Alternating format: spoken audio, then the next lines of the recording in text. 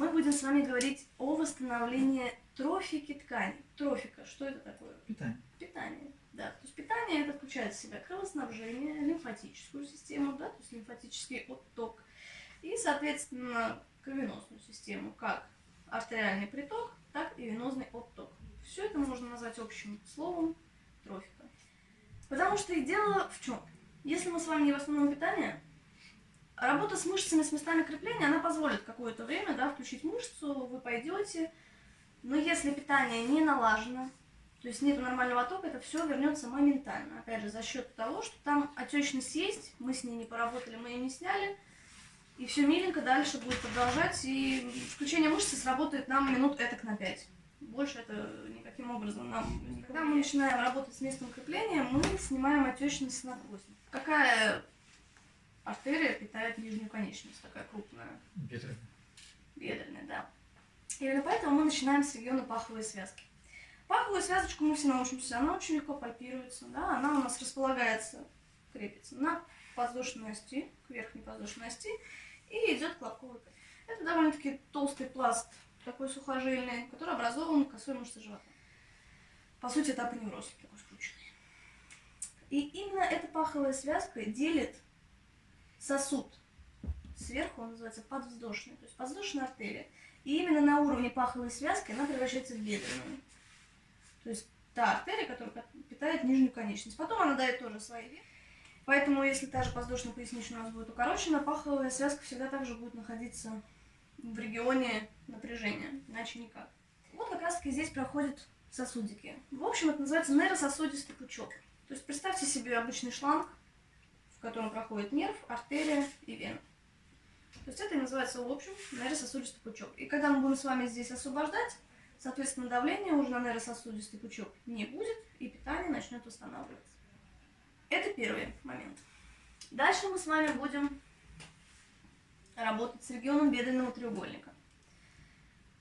Еще он называется скарпус треугольника. Паховая связочка как раз-таки является его верхней границей. Поэтому мы уже, работая с паховой связкой, будем с вами постепенно работать и с бедренным треугольником. Его следующая граница, то есть которая латеральная, да, то есть ближе к наружу. Есть такая мышца, самая длинная в нашем теле. Какая? Партнерство, написано же. Не все знают. Вот. Да, это мышца партнера. Прикрепляется к большеберцовой кости. И следующая мышца, которая образует медиальный край скарпового треугольника, это длинная приводящая. Поэтому мы будем с вами работать с этими границами.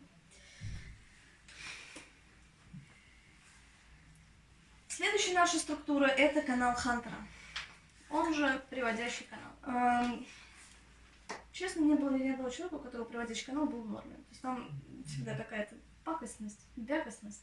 Мы с вами поработали в скарповом треугольнике, и дальнейший нейрососудистый пучок проходит вот здесь вот, да, и это вам ориентир пока здесь. Мы будем работать с вами с медиальной широкой и с большой приводящей уже. То есть до этого у нас была длинная приводящая, здесь будем с большой. Вот. Но эти границы у нас получится, когда с вами будем работать, такая одна тонкая линия наших ногтей, да, кто у нас, ну, надо подпиливать в срочном режиме, потому что ногтей не должно быть в принципе. Вы поймете, когда вы сейчас будете работать, о чем я говорю. Иначе вы будете напрягать просто пальцы или травмировать ногтями. Потому что если вы будете стараться делать там, я не знаю, какой-то другой частью пальцев, вы будете просто руки напрягать, и вы нормально не сможете опять же ощущать. А тут, как и в начале, я все время говорю о том, что руки должны быть расслабленными и работать только та часть, которая нам нужна. Потому что если вы вцепитесь вот так вот, это будет человеку очень больно. То есть здесь нету приятных ощущений. Это не массаж стоп тайский, тем более. Вот. То есть это очень болезненная процедура, особенно у тех, у кого есть проблемы у нас. Но я уверена, что они есть у всех, потому что идеально гармонично сбалансированный человек, который к нам приходит, его не бывает. Я уверена, что они есть. Здесь у нас это глубокотканный подход, понимаете, это не поверхностная работа, это не классический массаж, это не имеет ничего общего с классическим массажем. Это соединительно-тканный подход. То есть мы будем воздействовать с вами на соединительную ткань, на межмышечные перегородки, но никак на сами мышцы. То есть будем работать с местами крепления, но опять же, это не классика, да, не будет никаких разминаний. Это все имеет место быть, если вы работаете с клиентом. Ну, мы это рассмотрим сейчас, я оговорю эти моменты обязательно. То есть вы должны понимать, что так как мы будем работать сейчас, не всегда стоит сразу же так начинать, потому что если человек у нас отечный, вы даже к нему так глубоко в принципе не залезете, вы вызовете еще больше отечность. Поэтому надо понимать, что это не та техника, которую все применяй ко всем, что хочешь делай. Со временем, да. Но если дама пришла к вам кило это за 100, и причем эти 100 из них там только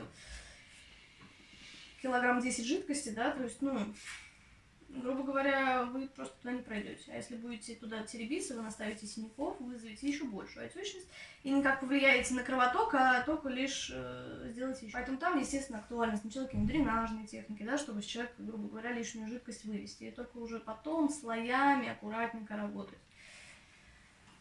Поэтому, почему я говорю, что здесь, понимаете, без опыта